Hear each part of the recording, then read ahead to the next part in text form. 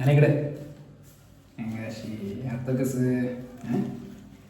कसं आहे तुमच्यासारख्या लोकांना जोपर्यंत दम दाखवत नाही ना तोपर्यंत वटणीवर येत नाही ते दम दाखवा लागतोय. गावात मला काय म्हणतात माहित आहे का? वसुली किंग, द किंग गावाचा.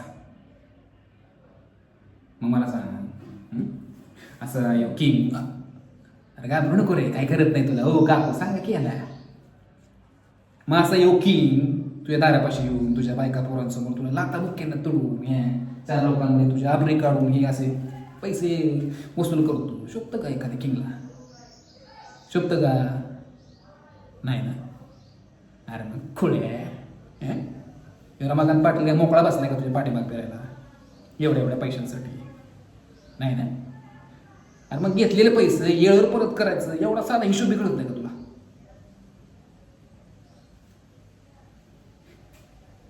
अरे या गावामध्ये तरण्याचा थेरडा झाला तू तरी मी तुला माहित नाही होय का? पाटलं वाईट नसतात रे.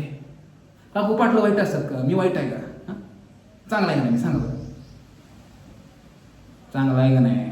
हां मग काकू पण बघा वाईट नसतात पाटलं. उलट पाटलं लोकांना कर्ज देऊन का नाही त्यांना मदतच करत असतात, त्यांना जीव लावत असतात, त्यांची काळजी घेत असतात.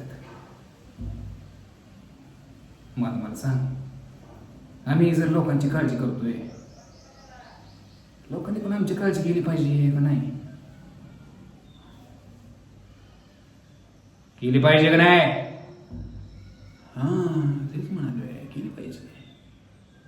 बरं हे सगळं मी काय तुला गाभवण्यासाठी म्हणत नाही. तुझ्या बायका पोरांच्या तुझ्या या पुरीच्या काळजी पोटी सांगतोय. आता कसं आहे थेरडे पोरगी तरुण आहे रे तुझी, दिसायला टाऊक आहे. कॉलेजला येते, कॉलेजला जाते एकटी.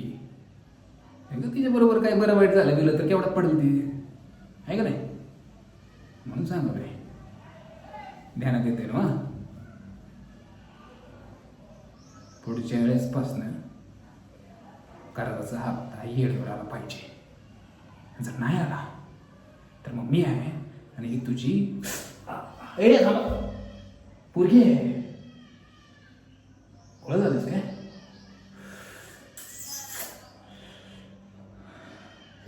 पोरगी कडक आहे. हप्ता जर नाही मिळाला ना येळेवर मग बघतो मनाविरुद्ध का असं ना काहीतरी करावं लागेल. येऊ का? येऊ का?